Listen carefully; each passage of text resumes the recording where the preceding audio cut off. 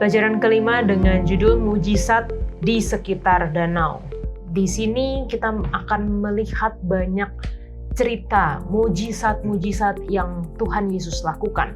Dia yang mampu meneduhkan badai, dia yang mampu menyembuhkan orang yang kerasukan, menyembuhkan wanita yang hanya memegang jubahnya, ataupun juga membangkitkan seorang putri yang dari dalam kematian, berkhotbah di kampung halaman, mengutus murid-muridnya, bahkan memberi makan 5.000 orang dan pada akhirnya berjalan di atas air. Apa sih sebenarnya tujuan dari mujizat-mujizat yang Yesus lakukan, dan apakah mujizat itu masih berlaku? Mujizat seperti di zaman Yesus itu masih berlaku di zaman sekarang?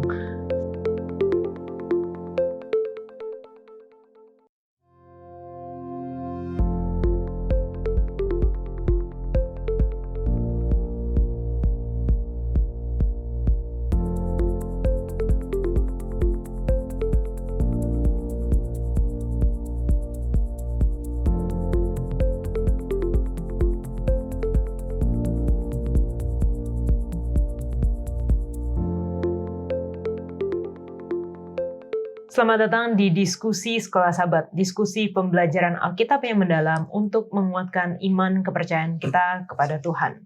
Senang sekali bisa terus menemani pemirsa di dalam pembelajaran Sekolah Sahabat kita yang sepanjang triwulan ketiga tahun 2024 kita membahas mengenai kitab Injil Markus.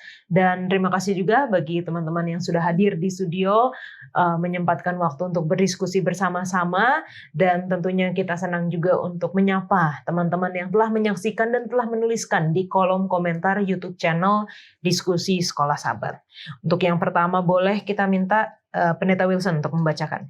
Baik, yang pertama dari Orgenes Wali. Terima kasih untuk pelayanannya, penjelasannya sangat membantu dalam memahami penulisan kitab Injil Markus. Tuhan memberkati. Kedua dari Malikam. Shalom saudaraku, pelajaran Sekolah Sahabat ini baik sungguh dan saran saya rajin-rajinlah mendengar dan membaca apa yang disediakan. Amin. Terima kasih, Tuhan Yesus Kristus memberkati kita. Yang ketiga, Van Kindawan. Shalom dari negeri di bawah. Di mana ini negeri di bawah ini? Diskusi yang sangat membantu. Amin. Selanjutnya Lana. Yang pertama dari Queen Felicia Salwe Minggu. Terima kasih atas diskusi pelajaran Sekolah Sahabat yang sangat membantu saya dan keluarga untuk lebih memahami isi pelajaran Sekolah Sahabat. Salam dari Jemaat Eklesia Jailolo Maluku Utara. Tuhan Yesus memberkati. Yang kedua dari Ellen Mongi. Puji Tuhan, terima kasih HCI atas acara diskusi Sekolah Sahabat yang sangat menarik. Kami boleh mengerti dan membagikannya kepada orang lain. Yang terakhir dari Leon Giop. Terima kasih atas diskusi pelajaran Sekolah Sahabatnya. Sangat membantu. Saya lebih mengerti lagi dalam mempelajari Sekolah Sahabat. Tuhan Yesus memberkati. Amin. Selanjutnya Pendeta Heski. Ya, dari saudara ya, atau Bapak Joni Disim. Terima kasih dengan penjelasan pelajaran Sekolah Sahabat membantu kami dalam memahami dengan mudah tujuan firman Tuhan. Kemudian Martin Gambidau, Shalom. Shalom juga. Amin. Diskusi yang begitu indah dan mudah dipahami, membawa inspirasi agar selalu berada di hadirat Tuhan. Dan yang terakhir, Agustina Bandosano, mohon maaf kalau ada penyebutan nama yang keliru. Shalom. Amin. Puji Tuhan dengan penjelasan pelajaran Sekolah Sahabat. Sangat menolong kami sehingga kami boleh mengerti. Terima kasih untuk diskusi yang indah. Tuhan memberkati kita semua. Amin. Dari Serui, Papua. Salam. Amin.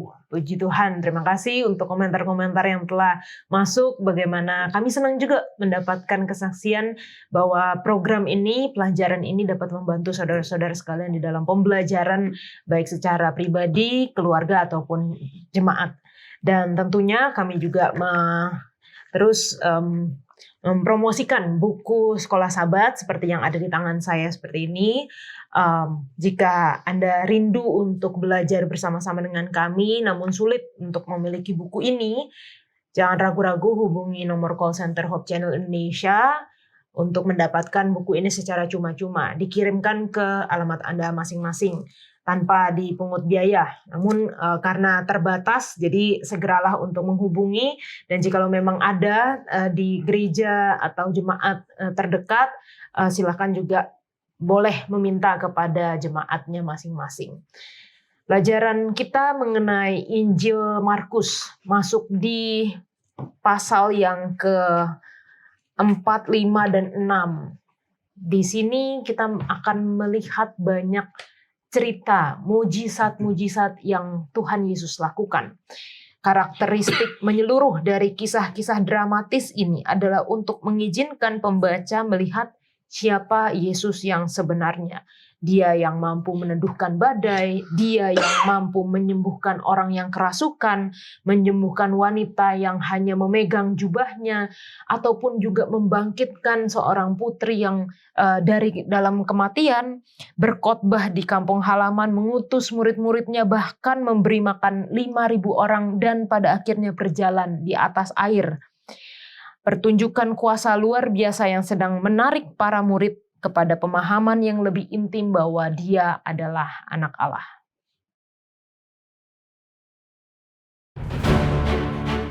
Inilah permulaan Injil tentang Yesus Kristus, Anak Allah.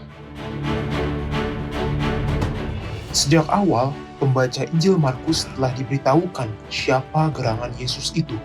Namun ia secara konsisten memerintahkan agar merahasiakan informasi ini. The Messianic Secret. Mengapa sebuah Injil menginginkan kita untuk merahasiakan mengenai siapakah Yesus sesungguhnya? Kitab Markus dapat dibagi menjadi 2 bagian. Pasal 1-8 berkaitan dengan pertanyaan penting, siapakah Yesus? Terpampang dalam ajaran-ajaran dan mujizat-mujizatnya, menyerukan bahwa dialah Sang Mesias yang telah lama dinanti-nantikan. Bagian kedua dari Injil ini menjawab pertanyaan lainnya, kemanakah Yesus pergi? Jawabannya mengejutkan para pengikutnya yang berpikir Sang Mesias akan menaklukkan Roma dan mendirikan kerajaan Israel yang kuat. Bukan, Yesus sedang pergi menuju salib, cara kematian yang paling tercela dan memalukan di dunia Romawi. Yesus bergumul di Getsemani. Sesaat sebelum kematiannya, ia berseru dengan getir, "Allahku, Allahku, mengapa engkau meninggalkan aku?" Itulah kegelapan yang Kristus alami sebagai harga dari keselamatan kita.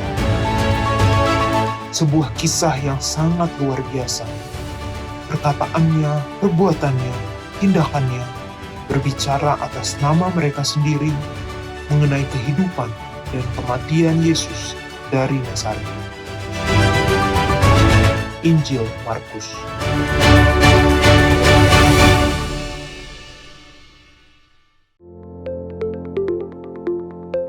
Pelajaran kelima dengan judul Mujizat di sekitar danau. Ayat hafalannya terdapat di dalam Markus 5 ayat 19. Yesus tidak memperkenankannya, tetapi ia berkata kepada orang itu, "Pulanglah ke rumahmu, kepada orang-orang sekampungmu, dan beritahukanlah kepada mereka segala sesuatu yang telah diperbuat oleh Tuhan atasmu dan bagaimanakah ia telah mengasihani engkau." Kita akan membuka diskusi kita dengan doa dibawakan oleh Pendeta Wilson. Baik, mari kita satu dalam doa. Ya Tuhan, Allah Bapa kami dalam kerajaan sorga, bersama-sama dengan kami, sementara kami akan mendiskusikan pelajaran sekolah sahabat ini, biarlah kami boleh melihat apa pelajaran-pelajaran boleh kami dapatkan melalui mujizat-mujizat yang Yesus lakukan semasa pelayanannya. Bersama dengan kami dalam Yesus kami berdoa, amin. Amin. Terima kasih Pendeta. Bicara mengenai mujizat, apakah pernah teman-teman yang ada di sini, pendeta-pendeta, mengalami mujizat atau paling tidak pengalaman orang lain yang pernah mengalami mujizat? Dari Pendeta Heski dulu. Ya, kalau mujizat kita tahu ya, mujizat itu bagaimana usaha manusia yang paling maksimal ditambah dengan kuasa dari Tuhan itu terjadilah mujizat. Tidak semata-mata hanya dari satu pihak. Jadi dari dua pihak ada kombinasi antara kekuatan manusia yang ekstra yang maksimal dan Tuhan. Kalau bilang sehingga kita tidak bisa melihat besar kecilnya mujizat itu. Kalau saya melihat banyak sekali ya mendengar orang dituntun dari bagaimana dia memperkenalkan Kristus, harusnya dia menghadapi kematian. Beberapa waktu yang lalu saya dengar salah seorang pimpinan di gereja kami ketika berkunjung. Dia dikerumunin sama orang-orang kampung ketika mereka melakukan pelayanan. 3 orang mereka, ketika mereka harus keluar dari interview itu, dia salam-salam dengan yang lain seperti biasa, tidak ada masalah. Tapi ketika dia mau salam dengan salah seorang pemimpin agama yang menjadi tokoh di wilayah itu, orang tersebut langsung terlempar ke belakang. Ya. Jadi tokoh tersebut langsung terlempar ke belakang saat dia mengarahkan untuk memegang tangan. Dan itulah tanda mereka harus keluar dengan aman tanpa ada ancaman kematian, nggak jadi lagi lah mereka. Itu yang the latest yang boleh saya dengar, mujizat yang luar biasa terjadi. Kalau Lana? Kalau aku sebenarnya sih dengan aku bisa duduk pada hari ini di sini tuh udah mujizat ya. Cuman memang seringkali hal-hal seperti ini tidak kita sadari karena ekspektasi kita selalu berpikir mujizat itu adalah sesuatu hal yang besar, luar biasa, yang menghebohkan ya kan. Betul. Cuman ada sih beberapa hal yang menurut aku cukup mujizat yang cukup besar bagi kehidupan aku sendiri. Karena aku suka bertualang, terutama naik gunung. Setiap kali naik gunung itu ada aja mujizat-mujizat yang didapatkan. Waktu itu juga pernah beberapa bulan yang lalu itu ada di berita juga. Jadi saat di Sumbing dan di Merbabu itu badai besar, di hari yang sama saya naik bersama teman saya ke Sindoro, tapi kita aman-aman dan bahkan cerah sekali. Walaupun malamnya kita ada angin kencang sampai kita nggak bisa tidur karena tendanya tuh udah goyang banget padahal diisi full sama 4 orang gitu. Cuman puji Tuhan prediksi dari orang-orang di sana, warga lokal di sana yang ada kemungkinan besar kita nggak akan bisa summit dan lain-lain, ternyata kita sepanjang malam berdoa supaya aman-aman, walaupun nggak bisa summit nggak apa-apa, tapi ternyata Tuhan kasih lebih. Kita bisa summit, kita bisa pulang dengan selamat itu. Kalau mujizat yang mungkin lebih kelihatan mujizat karena ada sesuatu yang luar biasa itu mungkin waktu saya ada pelayanan ke daerah Maluku Barat Daya. Jadi pada saat itu pas baru pertama kali mau datang sudah dengar banyak cerita bahwa ini pulau kering, gitu kan? Dan pada saat itu lagi musim kemarau. Diceritakanlah, terus tanya ngobrol-ngobrol sama ada di penumpang kapal juga, dia orang dari pulau itu, dia bilang, wah kalau tidak turun hujan dalam 1-2 hari ini, wah nanti pulau ini kering. Karena memang masih musim kering, nanti musim hujan masih 2-3 bulan lagi. Waktu itu wah saya berdoa, gimana nih, baru mulai pelayanan. Tapi pas nyampe, besoknya diajak melaut sama tuan rumah, pas sore-sore, tiba-tiba hujan deras, 2 hari 2 malam.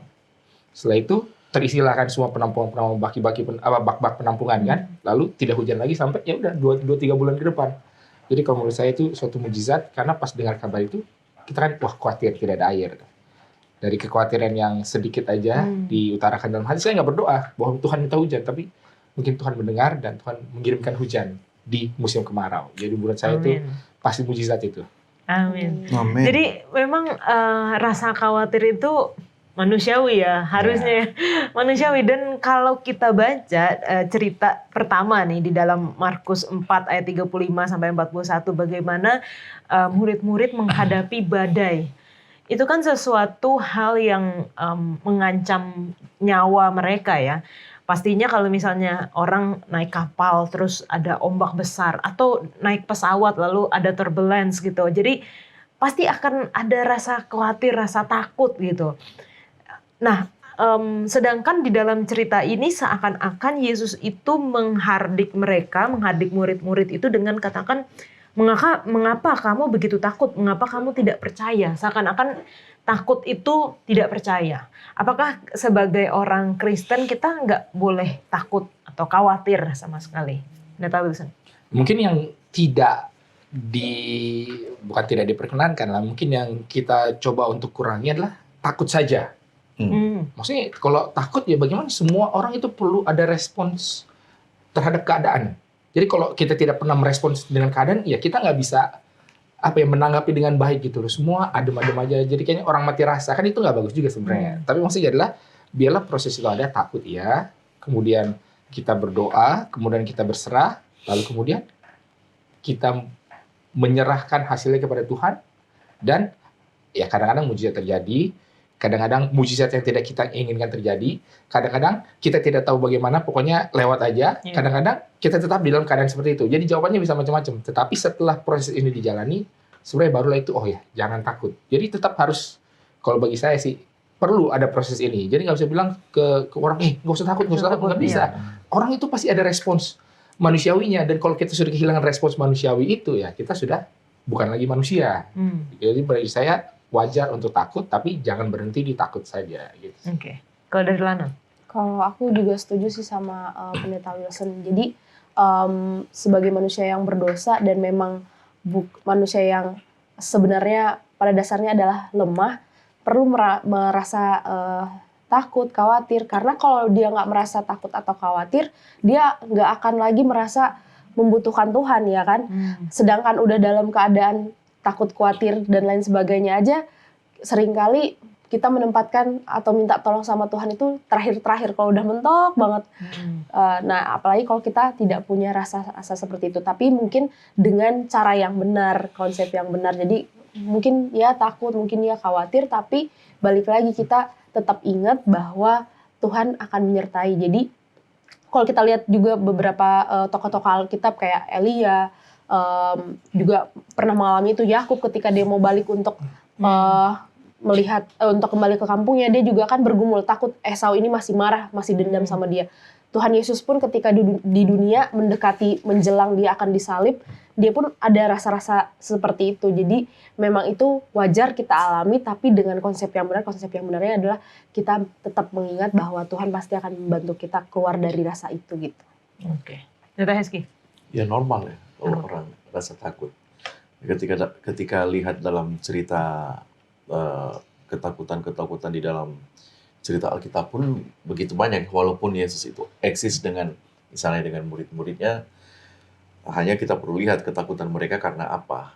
Karena badainya kah? Misalnya dalam cerita-cerita seperti itu, karena badainya kah? Atau karena peristiwa yang terjadi saat Yesus meneduhkan badai itu. Jadi reaksi orang ketika suatu hal yang tidak sesuai dengan yang mereka harapkan terus menimbulkan ketakutan, itu langkah awal sebenarnya. Makanya Pastor Wilson tadi katakan jangan hanya berhenti di takut. What's next itu? Kalau kita hanya diam di rasa takut itu, kita akan kehilangan juga harapan untuk keluar dari sana. Oke. Nah, ini sebenarnya banyak, kalau kita baca detail akan banyak ya pelajaran yang kita bisa ambil dari cerita ini. Tapi mungkin masing-masing satu pelajaran apa yang kita bisa dapatkan dari cerita Yesus meneduhkan badai. Pendeta Wilson. Mungkin kalau dari saya adalah bahwa yang pertama-tama kita perlu menyadari bahwa sesuatu itu akan terjadi. Jadi mungkin kita perlu bersiap, dan ketika sesuatu itu terjadi, ya orang seperti murid-murid berusaha, tapi kadang-kadang lupa, ada loh sesuatu hal yang lain yang bisa kita lakukan. Nah, seperti murid-murid kan mereka berusaha terlebih dahulu, tapi baru teringat, ada Yesus. Nah, jadi kadang-kadang satu hal yang perlu kita belajar, biarlah selisih waktu dari apa yang kita lakukan sendirian sampai baru kita teringat ada hal lain rohani yang bisa kita lakukan, itu jangan terlalu panjang. Apakah harus instan? Ya mungkin tidak bisa selalu instan, karena kan ya manusia berproses lah. Tapi ya semakin singkat jeda waktu itu mungkin lebih baik. Jadi sambil berusaha, sambil berdoa juga ya. Oh iya, Tuhan tolong. Kalau Lana? Kalau dari aku, dari kejadian badai ini, jangan pernah merasa karena kita udah berpengalaman, kita udah pernah melewati ini, kita jadi berpikir bahwa saya bisa melakukan itu atau menghadapi itu sendiri. Karena murid-murid ini juga kan dulunya sebenarnya nelayan. Dia udah biasa menghadapi badai-badai. Jadi makanya baru ingat Tuhan tuh ketika ya tadi seperti sebelumnya saya katakan udah mentok, baru akhirnya oh iya ya udah deh minta tolong sama Tuhan Yesus. Jadi seperti tadi Pendeta Wilson bilang, ya ketika kita menghadapi sesuatu ya kita juga harus sambil meminta pertolongan Tuhan juga gitu. Pendeta? Ya cerita ini menarik ya, ketika mau cari tahu ketakutan seperti apa yang mereka rasakan. Mereka orang-orang yang terlatih ketika ada di dalam di laut, di dalam keadaan seperti itu, kita berasumsi mereka bahkan menghadapi hal-hal yang kurang lebih sama. Ketika Tuhan Yesus berkata kepada mereka pada ayat 40 ya, Markus 4 ayat 40. Lalu ia berkata kepada mereka, mengapa kamu begitu takut atau mengapa kamu tidak percaya? Jadi dia hubungkan antara takut dan tidak percaya. peristiwa itu kan sudah terjadi. Jadi perkataan ayat 40 ini sudah terjadi, badai itu sudah selesai, sudah tenang, sudah tidak ada apa-apa lagi. Ya ketika mereka di ayat 48, saya pikir ini adalah kunci. Kenapa Yesus bertanya ayat 40? Ayat 38 boleh Yola baca. Pada waktu itu Yesus sedang tidur di buritan di sebuah tilam. Maka murid-muridnya membangunkan dia dan berkata kepadanya, "Guru, engkau tidak peduli kalau kita binasa?" Mereka lupa kalau mereka binasa, Yesus juga akan binasa. Jadi kata we itu mereka, kita, kami akan binasa itu sama-sama. Jadi sebenarnya ketika murid-murid berpikir Yesus tidak peduli dengan mereka, kata itu kan kata peduli, tidak peduli kan. Ketika mereka berpikir bahwa Yesus tidak peduli dengan mereka, itu menunjukkan bahwa mereka tidak memiliki iman. Maka Yesus katakan, mengapa kamu tidak percaya? Mengapa kamu begitu takut, tidak punya iman? Di dalam terjemahan yang lain. Pelajaran yang saya dapat dari sini untuk menambahkan dari teman-teman, ketika kita meragukan bahwa Yesus tidak peduli dengan kita, we have no faith. Kita adalah orang-orang yang tidak punya iman. Jadi, jangan pikir Yesus tidak peduli, Yesus tidur saja.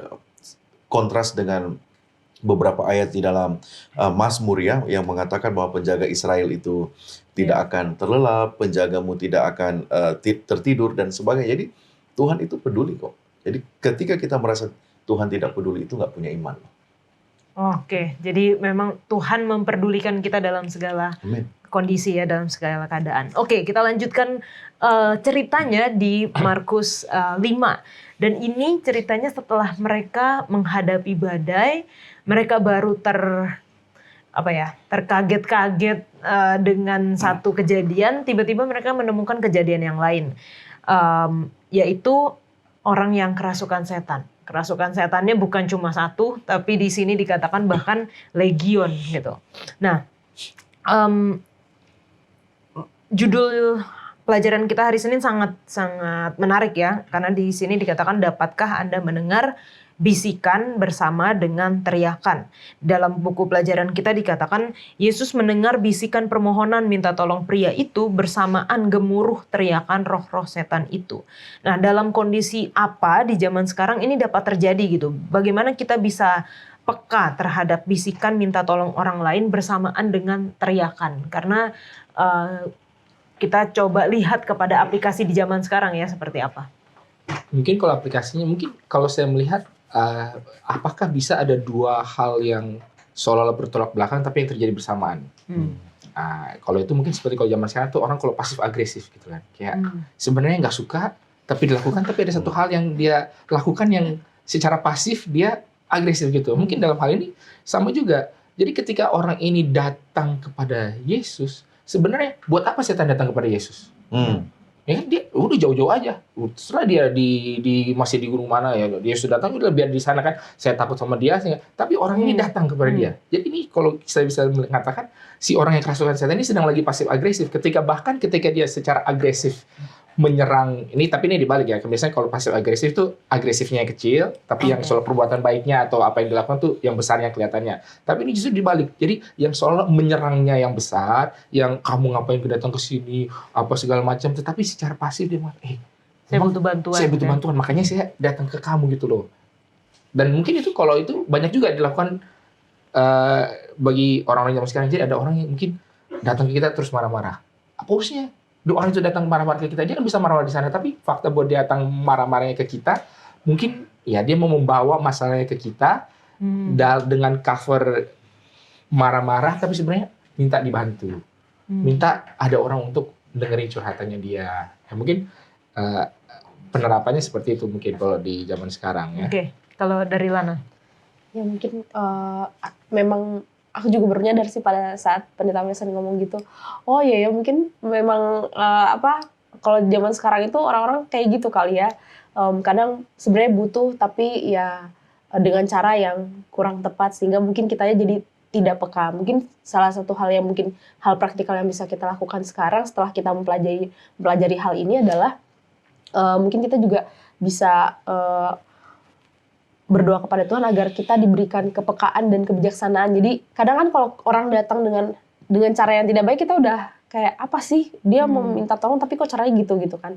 Cuman mungkin kita bisa memohon kepada Tuhan diberikan kebijaksanaan dan kepekaan supaya kita bisa menangani yang seperti itu dengan cara yang sama seperti Tuhan Yesus lakukan gitu.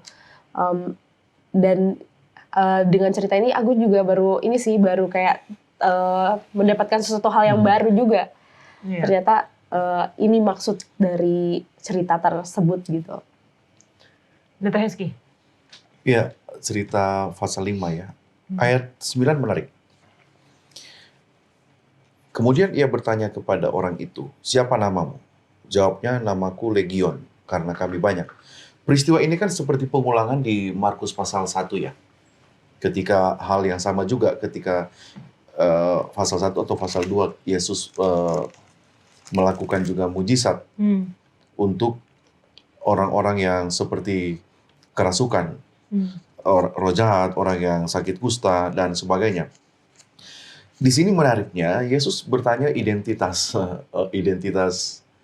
dalam tanda kutip penyakitnya.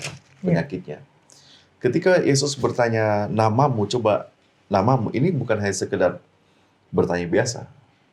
Yesus itu, Tuhan itu, dia mengidentifikasi persoalan hidup kita. Ini pelajaran yang saya. Ketika kita dengan jelas, ingat tadi poin yang saya dapatkan juga, bukan Yesus yang mencari dia, orang itu yang mencari dia kan. Jadi setan mencari Tuhan. Jadi kita punya kebutuhan untuk lepas dari, coba name it, kita punya persoalan kehidupan. Ada banyak. Ketika kita mau pergi kepada Tuhan, ketika kita mau datang kepada Tuhan, kita jelaskan. Yang Yesus mau tanya pertama, persoalanmu apa? Misalnya kalau kita datang kepada Tuhan, mengampirkan, kalau kita cari dokter, apa yang kamu rasakan? Apa yang tanda-tandanya?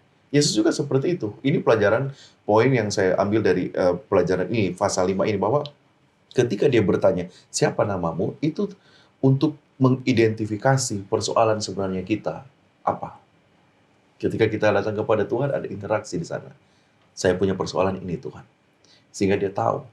Karena mungkin bisa saja ketika kita kepada Tuhan, kita tidak terbuka, kita kurang berterus terang dengan Tuhan. Persoalan kita adalah persoalan karakter, tapi yang kita mau selesaikan kepada Tuhan, saya mau ini sesuatu. Tetapi kalau saya dapatkan itu, bisa jadi karakter saya jadi buruk. Ya, Tuhan mau, intensi Tuhan adalah lebih kepada sesuatu yang sangat dalam hidup kita. Oke. Kembali lagi ini ceritanya punya banyak detail-detail yang kita nggak bisa diskusikan semua di sini.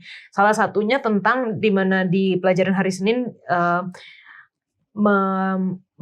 memberikan poin 2 karakteristik utama. Pertama, kisah ini diisi dengan hal-hal najis atau cemar secara hukum upacara. Kuburan, orang mati, pendarahan, lalu juga babi. Karena pada akhirnya roh-roh ini dipindahkan ya ke babi-babi. Namun yang kedua yang melingkupi kisah kecemaran ini adalah pertarungan bolak-balik antara kekuatan baik dan jahat, dan bagaimana kita melihat pada akhirnya Yesus menang. Kalau dari Pendeta Wilson, mungkin apa sih pelajaran yang bisa didapatkan dari cerita ini? Mungkin kalau pelajarannya bagi saya adalah seringkali ketika kita memiliki pengalaman dengan Tuhan, ataupun ada suatu pengalaman lah, mendapatkan mujizat atau mendapatkan pengajaran, seringkali yang terjadi adalah saya mau ikut Tuhan. Dalam arti, saya mau jadi misionaris, saya mau jadi pendeta, terus ya pergilah. Ya, kebetulan saya juga begitu sih. Cuma ketika saya baca ini, ada pelajaran ketika orang ini di akhir cerita ini, dia bilang setelah mengalami pengalaman ini dan Yesus mau pergi, dia mau ikut sama Yesus. Tapi katanya jangan. Kamu nggak usah ikut saya, kamu di sini aja dan lakukan tugasmu di sini. Jadi seringkali kadang-kadang ini mungkin kita juga perlu bijak dalam menyikapi. Misalnya kita punya suatu pengalaman rohani lah atau apapun itu, dan terus kita pengen saya mau mengambil keputusan yang orang lain mungkin bisa pikir ekstrim. Nggak apa-apa, itu baik dan itu adalah keinginan yang baik. Cuma apakah memang Tuhan tidak punya rencana supaya kamu ada di mana kamu berada? Jadi saya tidak bilang bahwa harus pergi, saya juga nggak bilang harus tinggal. Tetapi baik pergi atau tinggal, itu pasti ada sesuatu yang bisa dikerjakan.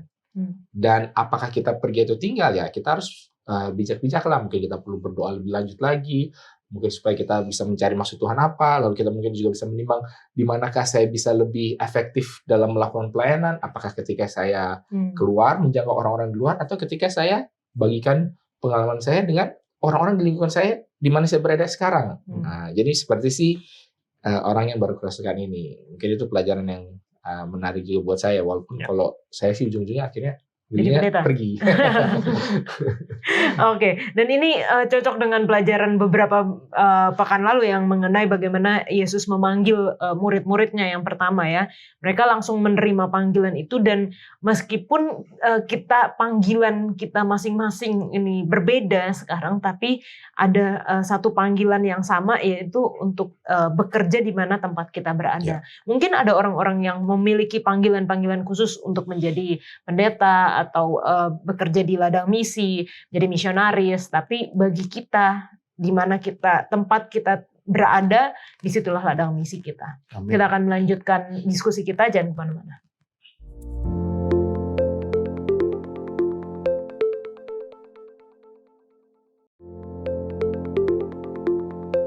Ini adalah cerita sandwich story ya, yang kita sudah pelajari di pelajaran ketiga di beberapa pekan lalu, bagaimana ketika Yesus mau menyembuhkan putri Yairus diselingi dengan cerita perempuan yang mengalami pendarahan 12 tahun. Nah, ini cerita ini menarik karena kita melihat ada 12 dan 12 putri Yairus yang sakit itu 12 tahun, dan wanita yang sakit pendarahan itu sudah sakit selama 12 tahun. Ada nggak hubungan atau benang merah di antara dua cerita ini, Pendeta Heski? Iya, dua cerita yang Yola menyebut angka 12 itu seperti menarik ya, sama pengulangan dalam dua peristiwa dengan angka yang sama. Kalau saya melihat benang merahnya di sana itu adalah Tuhan itu bekerja privately and public. Kerjanya Tuhan itu dalam hal ini Yesus itu tidak tertutup saja dan tidak terbuka saja. Artinya dia bisa melakukan pekerjaan itu secara rahasia pribadi, tetapi pekerjaan Tuhan juga itu bisa terlihat secara umum. Ketika perempuan yang 12 tahun sakit pendarahan itu kan terjadi di kerumunan banyak orang.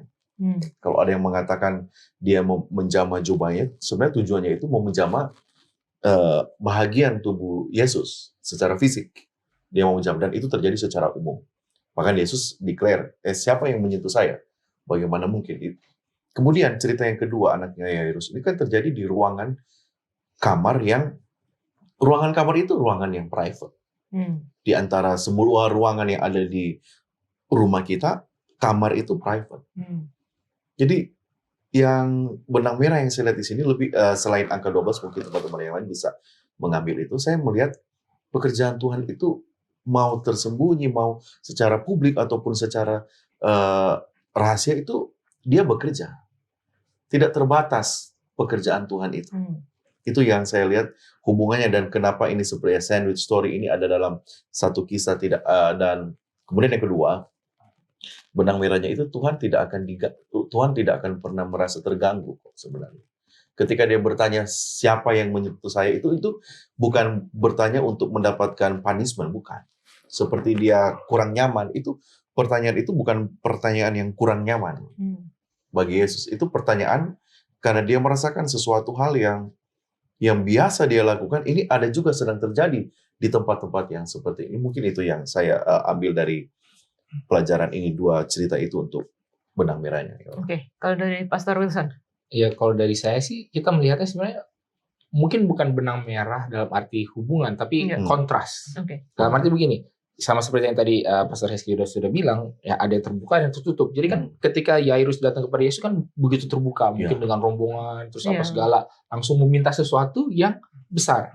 Bukan cuma dikatakan atau kasih kirim itu, enggak, datang lalu sentuh. Oh, ini kayak treatment VIP nih, gitu kan? Wah, ini harus langsung orang penting nih, segala macam datang. Sementara wanita ini diam-diam. Jadi seperti tadi Pastor Alexi memberikan poin yang menarik. Jadi bukan soal saya menyentuh jubahnya, enggak. Sebenarnya saya kalau bisa sentuh Yesusnya, atau kalau bisa Yesus sentuh saya. Seperti kalau di pelayaran sebelumnya kan ketika orang kusta kan disentuh. Makanya jadi sentuhan itu dianggap bisa memberikan penyembuhan. Nah, bagi si wanita ini mungkin dia merasa dia tidak layak untuk sesuatu yang seperti itu.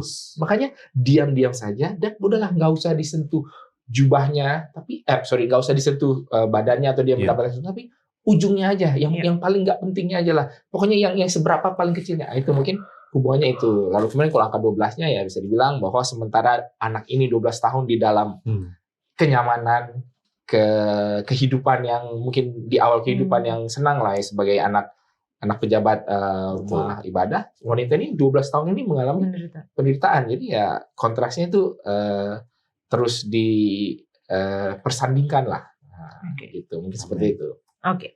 Nah, sekarang kita masuk dalam cerita di mana bagaimana menjelaskan mujizat ini terjadi kepada wanita yang mengalami pendarahan 12 tahun ya. Karena kalau kita ingat cerita yang tadi Pendeta Wilson katakan, Yesus menyentuh orang kusta, gantinya Yesusnya yang najis, orang kustanya yang jadi tahir gitu. Tapi ini adalah perempuan ini menyentuh jubahnya Yesus gitu. Apakah ada kuasa di dalam tubuh atau jubah atau bersentuhan dengan Yesus? Tetapi kalau ada kuasa di dalam situ, kan banyak yang bersentuhan juga, berdesak-desakan bahkan. Tapi kalau misalnya, itu karena iman, contohnya, itu karena ada imannya wanita itu, kok nggak bisa dia beriman aja tanpa menyentuh pun, harusnya kalau iman saja bisa sembuh juga dong gitu. Kalau dari Lana gimana? Iya, kalau dari aku, kalau mengenai kasus dari si perempuan yang telah menderita penyakit selama 12 tahun ini, ya seperti yang kita tahu sebenarnya iman tanpa perbuatan itu kan sama dengan nol ya. Jadi kalaupun kita cuma beriman tapi nggak ada usahanya, tadi di awal diskusi Pak Pendeta Heski udah sempat up ini bahwa kalau kita pengen suatu mujizat terjadi harus ada tindakan dari kita juga selain iman ya kan. Nah begitu juga ini yang terjadi pada si wanita yang sudah menderita lama pendarahan. Ini adalah usaha dia yang benar-benar terakhir sekali kalau kita lihat dari ceritanya kan. Dia pun udah 12 tahun dia dalam keadaan yang sekarat juga, sama seperti keadaannya anak Yairus ini. Dan kenapa bisa dia hanya dengan menyentuh jubahnya aja, yaitu karena dan sampai Tuhan bisa merasakan kayak kok bisa ini siapa yang menyentuh jubahku, ada kuasa yang keluar ya, karena betapa besar iman dan harapan si wanita ini, kayak saya nggak perlu datang deh si Tuhan Yesus, saya juga nggak apa-apa deh, yang penting nyentuh jubahnya kayak udah bisa sembuh gitu. Saya yakin Tuhan bisa menyembuhkan saya hanya karena saya menyentuh jubahnya gitu. Jadi karena ini adalah benar-benar usaha dia yang terakhir dan terbaik yang bisa dia lakukan untuk mendapatkan kesembuhan itu, sehingga dia bisa mendapatkan mujizat itu. Oke. Pendeta Heski. Iya, mujizat tentang perempuan ini. Ini yang menarik, kita diberikan informasi ya. Di ayat berapa itu mengatakan bahwa ada kuasa yang keluar daripada Yesus. Itu ayat yang keberapa ya kalau ingat bagian itu 30. Iya. Iya, 30. Bahwa ada tenaga yang keluar dari dirinya. Saya lihat ini menariknya begini, kita diberikan informasi dari cerita ini, cerita seorang perempuan yang bergumul 12 tahunnya. Kita dapat informasi bagaimana cara Yesus bekerja dan bagaimana mujizat itu terjadi ketika dia menyembuhkan. Jadi ketika dia juga menyembuhkan anak perempuan Yairus, ketika dia menyembuhkan juga mungkin yang lain, Bartimeus dicelekkan matanya, kemudian orang yang lumpuh berjalan, bahkan orang mati seperti Lazarus dibangkitkan. Caranya adalah kuasa keluar daripada Yesus. Dan ketika kata ini muncul, kalimat ini bahwa ada kekuatan, kuasa keluar daripada, kita tidak temukan di mujizat yang lain. Kata itu hanya muncul di Markus pasal 4. Jadi cerita yang tragis, saya note sekali ya, 12 tadi itu, 12 tahun hidup dalam kesenangan, anak perempuan itu 12 tahun hidup dalam kesusahan, Pastor Wilson tadi katakan.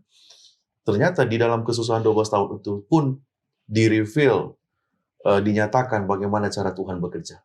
yaitu ada kuasa yang keluar. Kecuali kita bisa menemukan ya, ada kata yang sama, kalimat yang sama saat Yesus menyembuhkan orang-orang yang lain. Enggak, itu muncul di sini. Jadi begitu spesial, begitu istimewa. 12 tahun dalam kesusahan pun tidak masalah. Karena di sana orang bisa tahu bagaimana cara Tuhan bekerja. Kalau kita pun ada kesusahan begitu dalam penderitaan kita, kalau kita mau datang kepada Tuhan, orang bisa jadi tahu, begini loh cara kerja Tuhan untuk menyembuhkan orang. Oke. Apa yang bisa kita pelajari dari cerita ini, Pendeta Wilson? Ya, mungkin yang pasti yang pertama adalah bukan berarti bahwa ada relik-relik atau ada hal-hal yang mistis yang bisa dibawa kepada orang dan orang itu bisa sembuh. Padahal tapi kalau di Alkitab cerita itu ada beberapa. Bahkan di Perjanjian Lama contohnya ketika orang terjatuh ke kuburannya Elisa lalu kemudian dia yang hidup lagi. Wah, itu mistis sekali. Atau mungkin bahkan kisah di Para Rasul ketika Paulus sapu tangannya dibawa ke orang-orang sakit. Jadi mungkin ada tendensi untuk berpikir seperti itu. Namun, yang penting adalah kenapa Yesus menyoroti perempuan ini yang sudah menyetujui banyak dan ada kuasa keluar. Karena di akhir cerita daripada interaksi Yesus dengan wanita ini, di dalam ayatnya yang ke 34 dikatakan, maka katanya kepada perempuan itu, hai anakku, imanmu telah menyelamatkan engkau. Bukan karena sentuhanmu, bukan karena jubah ini, bukan karena sapu tangan ini, bukan karena tulang ini atau apa ya. Kalau untuk yang tulang mungkin agak berbeda ya, karena aneh juga sih aplikasi. Tapi maksudnya bukanlah hal-hal yang bersifat mungkin mistis atau relik yang tadi saya bilang tadi yang menyembuhkan, tapi apa? Iman tetap ujung-ujungnya. Dan mungkin bisa ada perbedaan. Ada orang yang memang imannya perlu, saya perlu lakukan sesuatu, saya perlu sentuh, saya perlu puasa, saya perlu terapi, saya perlu ini, baru pasti saya bisa sembuh. Ada orang yang mungkin seperti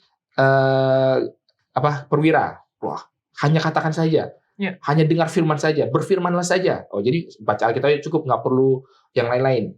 Mungkin ada orang yang seperti bapak yang anaknya kerasukan setan, yang katakan, Tuhan aku tidak percaya, tolonglah aku. Jadi dia nggak percaya sebenarnya. Jadi iman itu apa sih? Banyak bentuknya. Tetapi paling tidak di dalam hal ini, mungkin ini berbicara kepada kelompok orang-orang, ya kita nggak bilang berapa besar atau kecil kelompok ini, tapi memang ada orang yang kayaknya kalau saya mengharapkan sesuatu dari Tuhan, saya perlu lakukan sesuatu. Saya perlu datang. Saya perlu ini, saya perlu. Dan itu kita tidak bisa bilang, kamu nggak beriman. Enggak, karena Yesus sendiri pun bagi wanita ini, dia beriman. Bagi kepala perwira itu, dia beriman. Bagi si bapak ini yang sebenarnya nggak percaya, dia juga beriman. Jadi apa sih iman itu? Iman itu adalah datang kepada Yesus dan mengharapkan sesuatu. Amin. Itu aja jadi sebenarnya. Jadi pelajaran bagi saya sih itu. Oke. Kalau dari Lana ada poin yang penting mau bisa dipelajari dari cerita ini?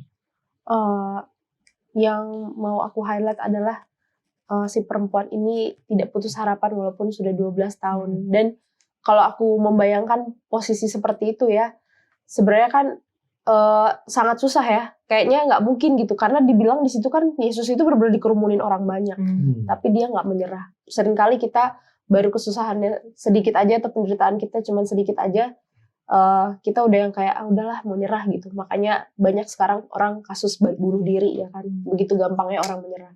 Jadi mudah-mudahan dengan cerita ini, dengan pelajaran ini kita bisa tetap semangat apapun yang sedang terjadi pada kita. Karena Allah peduli tadi di cerita yang pertama, dan jangan menyerah, selalu datang kepada Yesus. Oke, kita masuk di pelajaran hari Rabu ketika ini sudah masuk di Markus 6. Yesus datang ke kampung halamannya, tetapi malah ditolak oleh orang-orang di sana. Di sini dikatakan Markus 6 ayat 5. Ia tidak dapat mengadakan satu mujizat pun di sana, kecuali menyembuhkan beberapa orang sakit dengan meletakkan tangannya atas mereka. Mengapa? Apakah ada hubungan antara ketidakpercayaan dengan terjadinya mujizat? Pendeta Heski. Di bagian yang lain, orang-orang yang tidak percaya juga bisa mendapatkan penyertaan Tuhan. Tuhan beberapa kali bisa melakukan bahkan kepada orang-orang yang tidak mengenal Dia. Tetapi yang menarik di sini adalah yang saya lihat, Yesus kagum ataupun heran. Jarang kita mendengar informasi bahwa Yesus itu heran ataupun terkaget-kaget dengan satu peristiwa di catatan yang lain, mungkin Lukas pasal 7 ya, Lukas pasal 7 ayat 9, dia terheran-heran dengan ketidakpercayaan orang Yahudi ataupun orang yang bukan Yahudi. Jadi di sini hal yang menarik yang saya lihat, berarti dalamnya ketidakpercayaan mereka itu sudah luar biasa. Ketidakpercayaan mereka itu sudah sangat dalam. Tuhan sudah melakukan banyak pekerjaan, mereka sudah melihat itu. Pengajarannya, dan bahkan keberbedaannya Yesus saja, kan mereka kenal siapa dia. Bukankah dia ini anak tukang kayu itu? Mereka itu pun mereka tidak percaya. Yesus pun heran, kaget. Saya heran dengan kalian ini ya. Saya pun sudah berbeda, yang lain pun bagi kalian itu bukan hal yang luar biasa. Mereka menolak. Jadi perubahan dari satu orang menjadi yang lebih baik di luar ekspektasi mereka, itu sudah hal yang mengherankan bagi surga. Kan kita seringkali nggak mau orang jadi lebih baik. Loh, kok ini orang sudah jadi lebih baik ya? Dia bukannya, itu mengherankan surga, dalam hal ini mengherankan Tuhan Yesus. Mereka sudah melihat hal-hal yang ajaib. Mereka melihat pengajaran Yesus. Jadi, yang itu yang saya garis bawahi. Itu bisa jadi dosa loh, ketika membuat surga heran dengan sikap kita. Itu berarti dalam sekali ketidakpercayaan. Oke, terima kasih Pendeta Hezki. Kita akan lanjutkan diskusi kita karena banyak sekali pelajaran yang kita bisa dapatkan dari pelajaran pekan ini. Jangan kemana-mana.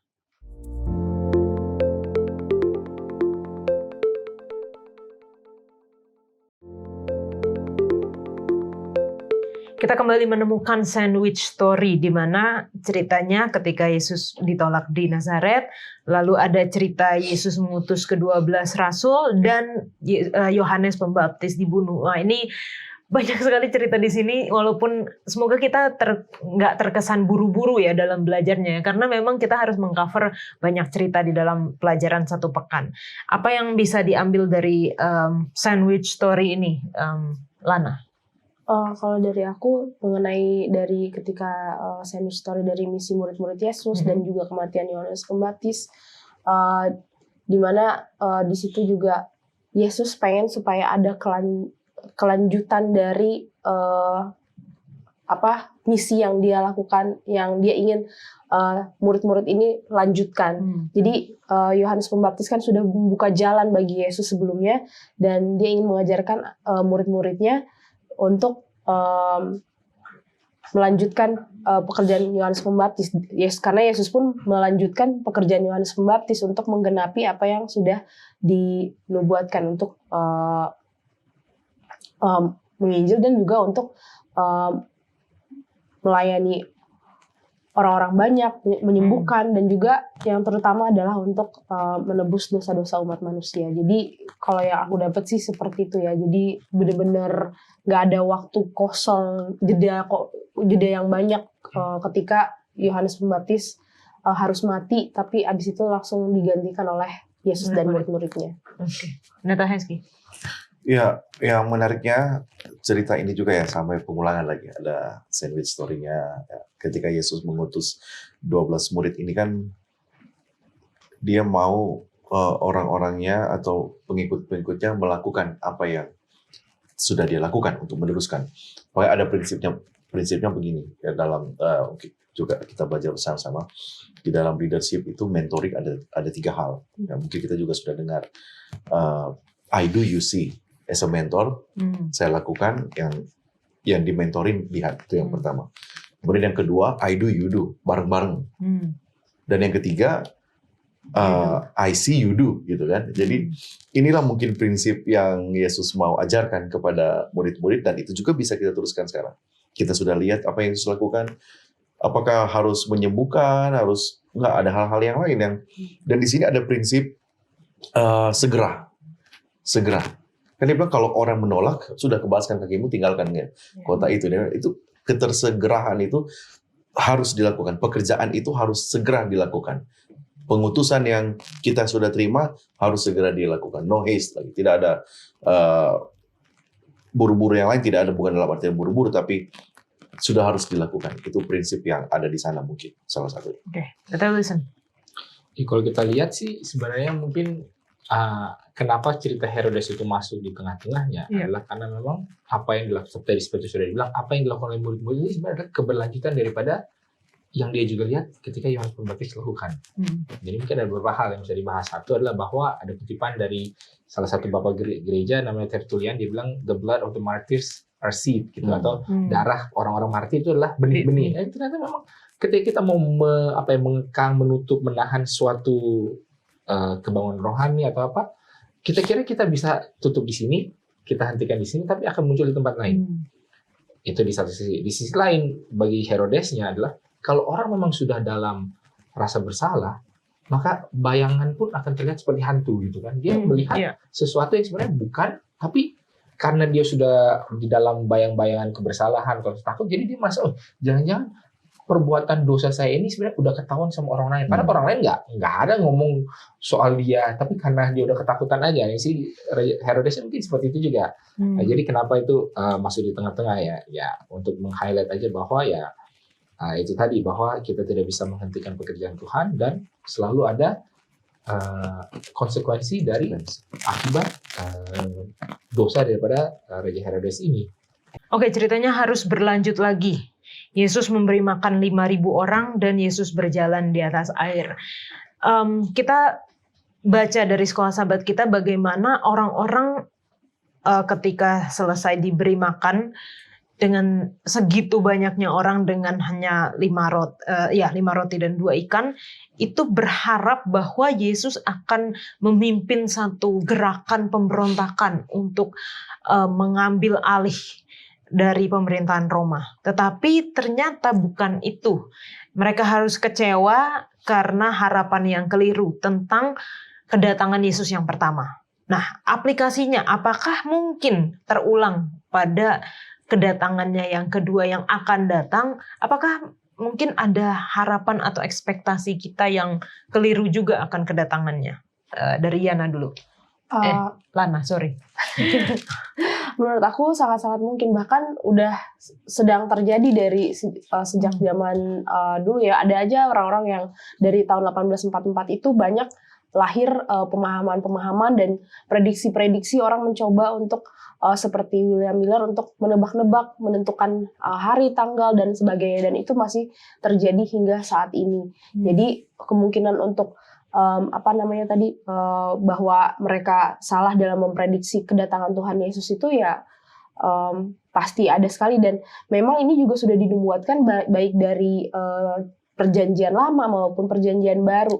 Kalau di perjanjian baru di Markus sendiri juga, di Markus 13 ayat 22 dikatakan bahwa sebab Mesias-Mesias palsu dan nabi-nabi palsu akan muncul dan mereka akan mengadakan tanda-tanda, mujizat-mujizat dengan maksud sekiranya mungkin menyesatkan orang pilihan. Jadi memang itu adalah kalau kita ingat kembali pelajaran sekolah sahabat di triwulan yang lalu, ini adalah strategi setan yang bolak-balik itu yang dia lakukan. Jadi seharusnya kita, makanya zaman sekarang ini sebenarnya kita udah generasi yang sangat beruntung, kita banyak sejarah, banyak pelajaran, dan bahkan banyak contoh-contoh yang memberikan pelajaran bahwa hal-hal seperti ini akan terjadi pada kita gitu.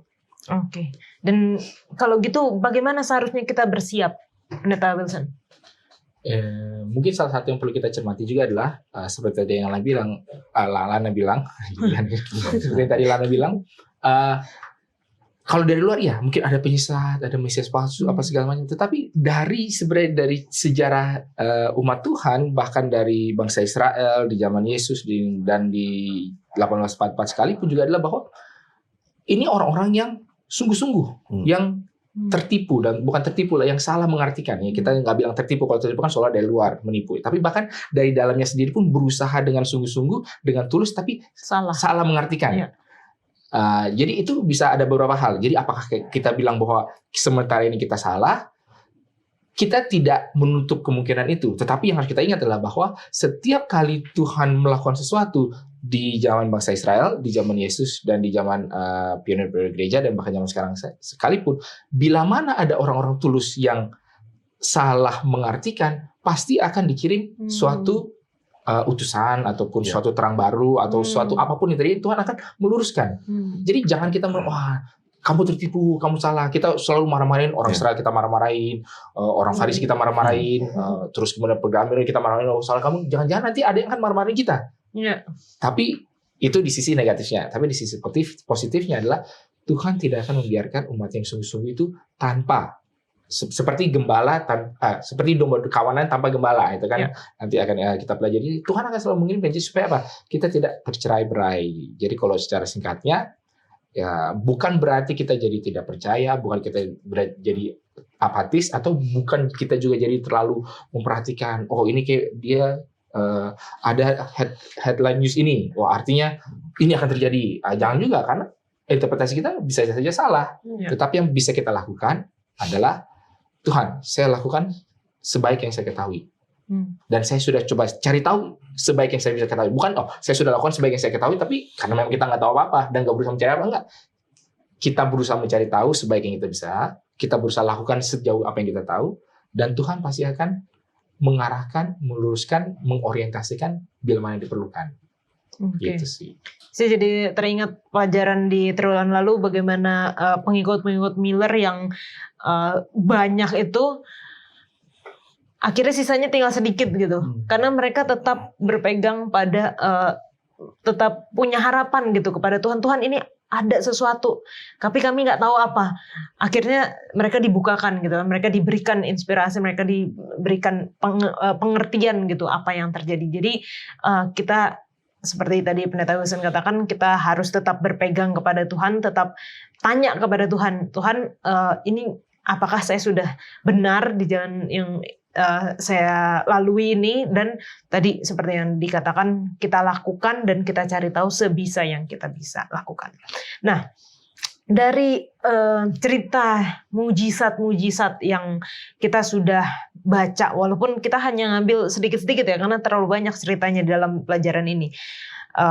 Apa sih sebenarnya tujuan dari mujizat-mujizat yang Yesus lakukan, dan apakah mujizat itu masih berlaku? Mujizat seperti di zaman Yesus itu masih berlaku di zaman sekarang? Pendeta Heski. Ya, pertanyaan yang baik ya. Ada ungkapan seperti ini, saya kutip. God's way of provision always begins with what we already have, katanya. Jadi, cara Tuhan bekerja untuk melindungi ataupun menyiapkan bagi kita itu selalu dimulai dengan apa yang ada pada kita. Dan di dalam mujizat-mujizat yang sudah kita pelajari tadi dari pasal 4 ya, itu apa yang ada pada kita, termasuk 5 roti 2 ikan, 5 roti dan 2 ikan. Ini secara sederhana mau menyimpulkan mujizat ini itu tidak akan pernah terjadi kalau kita masa bodoh, dalam artian Tuhan aja yang bekerja. Saya dikuatkan dengan informasi ataupun pandangan dari Sis Lana dan Pastor Wilson, bagaimana kita menjalani Yesus datang, dalam artian jangan salah. Jangan salah dengan pandangan kita, karena bisa salah dalam artian begini. Oke, Yesus akan datang kok.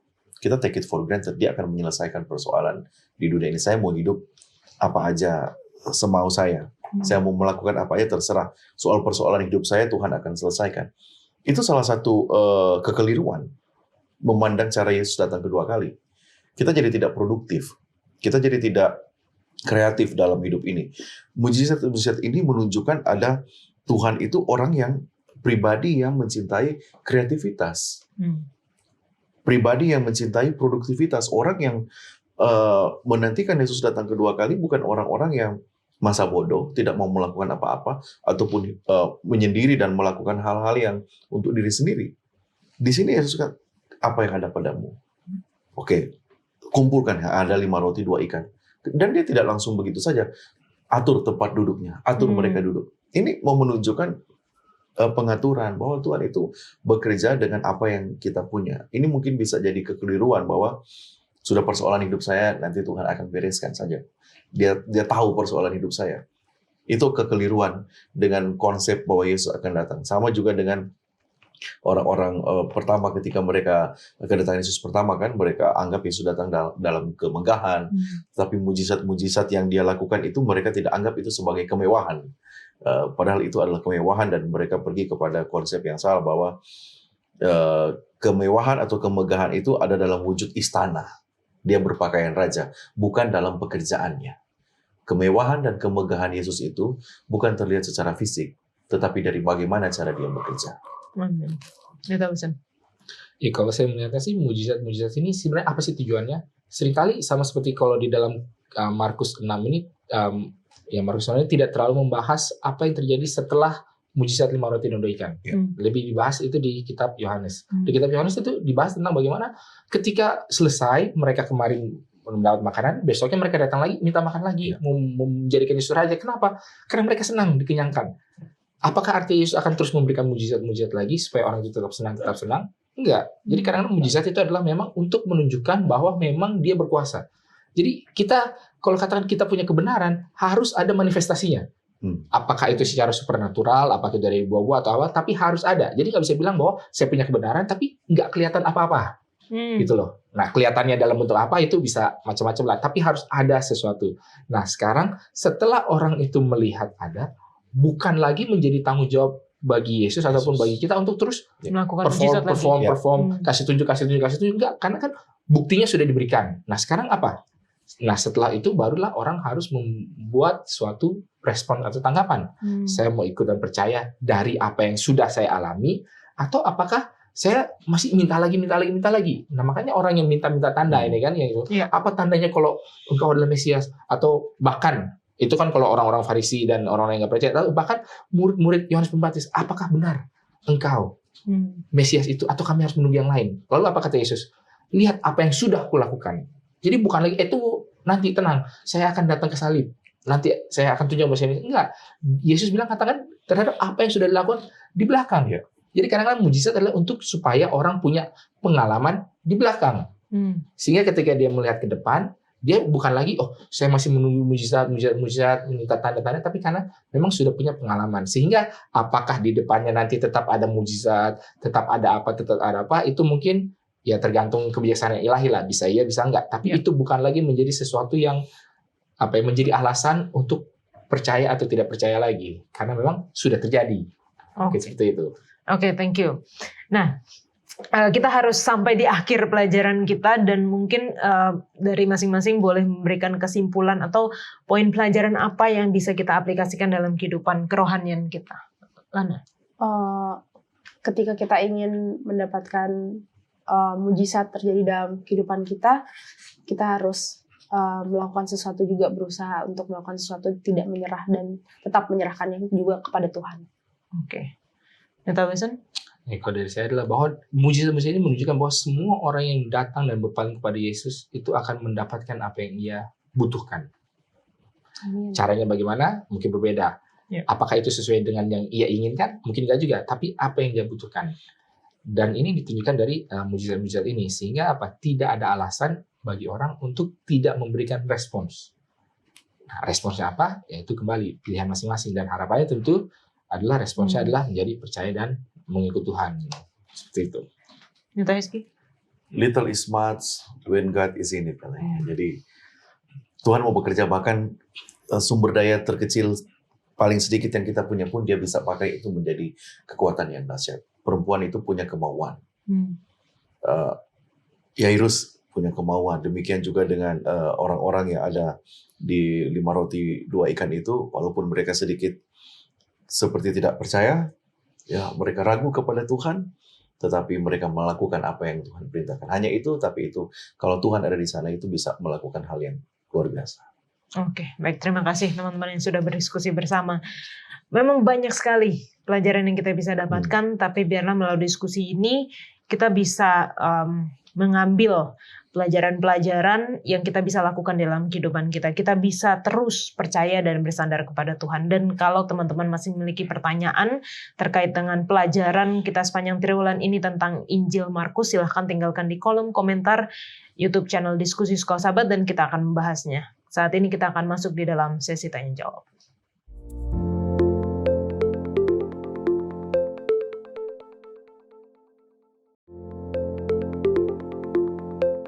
Saat ini kita masuk di dalam sesi tanya jawab, kembali lagi bersama Pendeta Alberto Tolalesi. Terima kasih Pendeta. Terima kasih Kak Yola. Sudah bersedia meluangkan waktu untuk menjawab pertanyaan dari teman-teman yang telah menuliskan di kolom komentar YouTube channel Diskusi Sekolah Sabat. Pertanyaan yang pertama ini Pendeta ya. Dari Martin Gambidau. Shalom, apakah di hari Sabat kita boleh untuk menghadiri perjamuan, acara atau pertemuan atau makan-makan yang diadakan oleh sahabat kita yang berbeda agama? Terima kasih, mohon pencerahan. Baik, terima kasih Kak Yola. Terima kasih Saudara Martin Gambidau.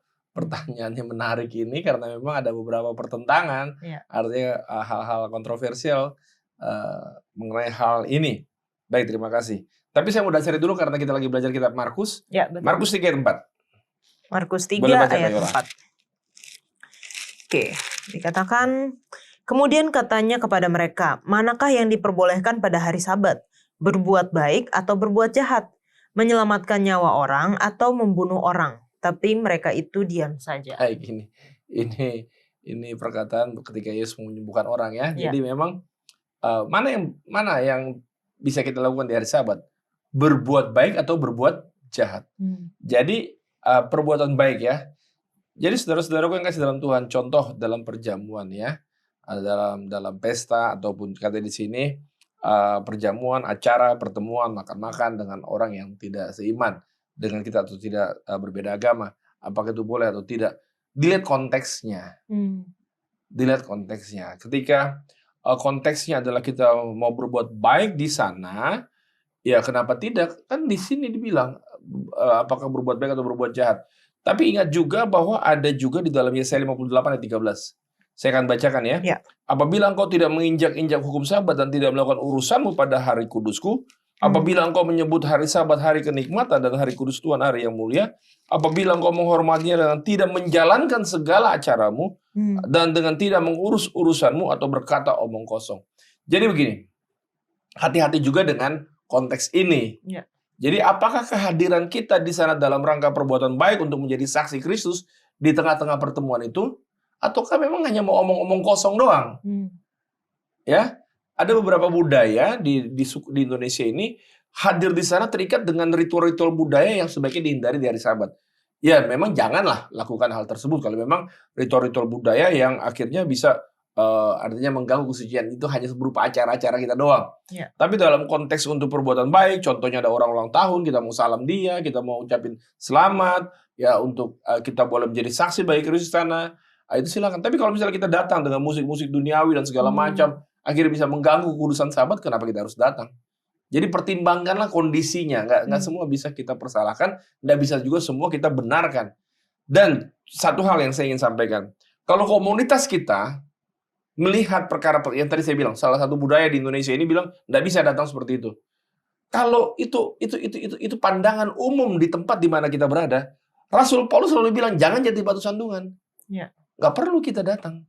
Kenapa rupanya? Atau nantilah setelah tutup Sabat. Kalau memang itu jadi batu sandungan dalam komunitas kita. Tapi kalau komunitas kita nggak beda budayanya, nggak bisa berterima dengan hal tersebut, ini lihat prinsip Markus pasal 4 ini. Berbuat baik silakan kita lakukan untuk menjadi saksi. Anytime kita, kapan saja. Karena hidup kita ini kudus, bukan hanya di hari Sabat. Ya memang kita harus menjaga kudusan Sabat. Kehadiran kita di mana saja hendaklah membawa berkat. Itu intinya. Terima kasih Kak Yola. Ya, terima kasih Pak Pendeta. Karena kalau kita baca di kitab Markus itu memang ceritanya berhubungan dengan kesembuhan, dengan nyawa ya Pendeta ya. Yang kalau ada peliharaanmu jatuh ke ini akan ditolong. Apakah ditolong? Pasti ditolong kalau hewan kita aja kita tolong kan. Oke, terima kasih Pak Pendeta untuk jawabannya. Pertanyaan kedua ini dari Nonim. Mengapa Tuhan Yesus berkali-kali melarang keras orang yang disembuhkan bercerita tentang Dia? Atau orang yang kerasukan setan dilarang keras memberitahukan siapa dia. Ini sepertinya dari kitab Markus ya Pendeta ya. Kita melihat banyak cerita yang seperti itu. Baik Kak Yola, terima kasih. Ini contoh soal dalam Markus 1. Iya. Markus 1, silakan Kak Yola boleh baca ayat 44. Ayat yang ke-44. Di sini dikatakan, Ingatlah, janganlah engkau memberitahukan apa-apa tentang hal ini kepada siapapun, tetapi pergilah, perlihatkanlah dirimu kepada imam dan persembahkanlah untuk pentahiranmu persembahan yang diperintahkan oleh Musa sebagai bukti bagi mereka. Jadi itu ya, ketika menyembuhkan orang Kusta. sakit kusta ya, jangan lihat ya, janganlah engkau beritahukan apa-apa tentang hal ini kepada siapapun.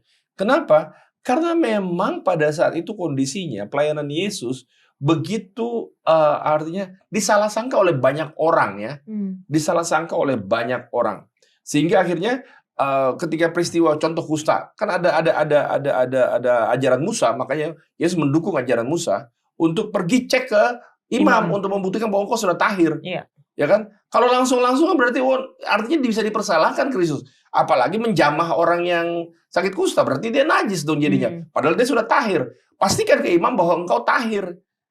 Nanti supaya Yesus nggak disalah sangka. Akhirnya apa yang dia buat? Dia malah sebarkan. Apa yang terjadi? Markus 1 ayat 45.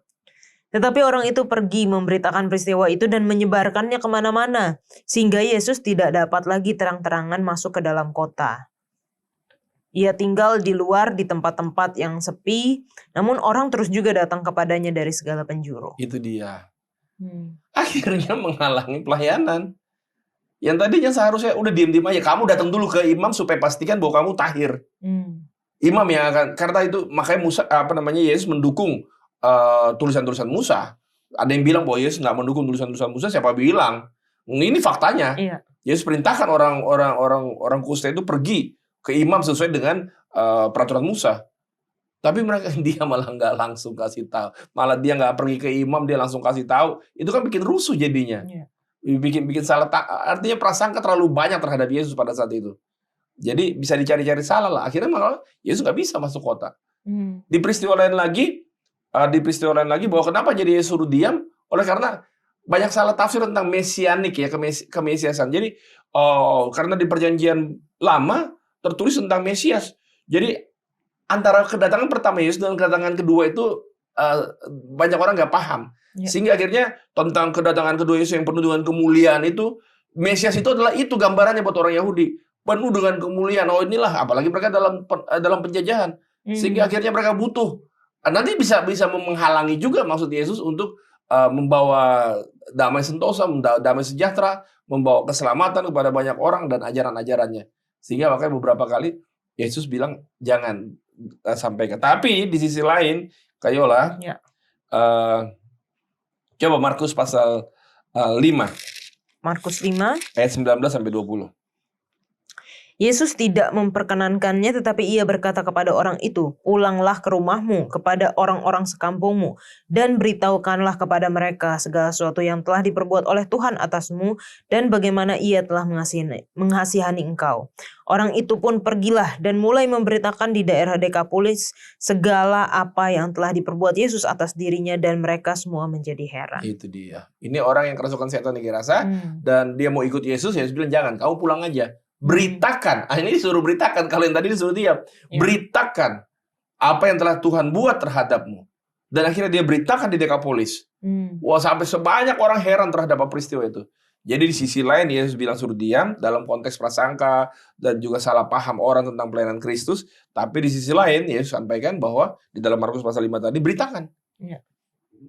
Terima kasih. Baik, terima kasih jawabannya Pak Pendeta. Ini berarti kita memang di dalam pelayanan kita juga aplikasinya kita harus bijaksana juga ya Pendeta ya. Untuk kapan kita diam dan kapan kita beritakan. Nggak semua situasi bisa membuat kita bertindak hal yang sama.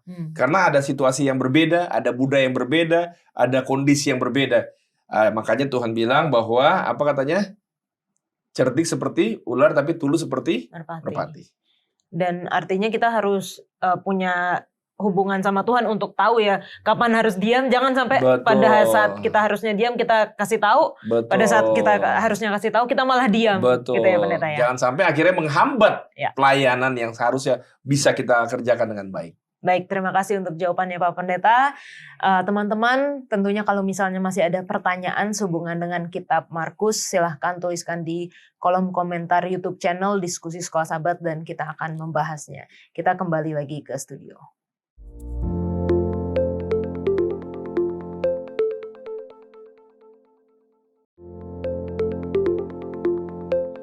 Kita akan menutup diskusi kita dengan doa dibawakan oleh Pendeta Heski. Mari kita berdoa. Bapa kami di surga, terima kasih kami sudah diberikan makanan bekal rohani di dalam kehidupan ini, bagaimana Tuhan bekerja untuk membangunkan kepercayaan dan keyakinan kami. Bahwa Tuhan juga bukan hanya sekedar penyedia hal-hal yang bersifat duniawi, tetapi Tuhan juga lebih peduli keselamatan kami. Berkati kami Tuhan untuk diskusi yang sudah berlangsung, demikian juga saudara-saudara kami yang boleh mendengarkan dan berpartisipasi di dalam diskusi ini. Terima kasih, Engkau jawab doa kami dalam nama Yesus. Amin. Amin. Terima kasih Pendeta Heski, Pendeta Wilson, dan juga Lana sudah berdiskusi bersama. Marilah kita datang kepada Yesus karena Dia yang mampu untuk melakukan hal-hal luar biasa. Ketika Dia ada di dunia ini, adalah Tuhan yang sama yang mampu melakukan hal-hal yang luar biasa di dalam kehidupan kita. Kita akan belajar di episode selanjutnya. Tuhan Yesus memberkati.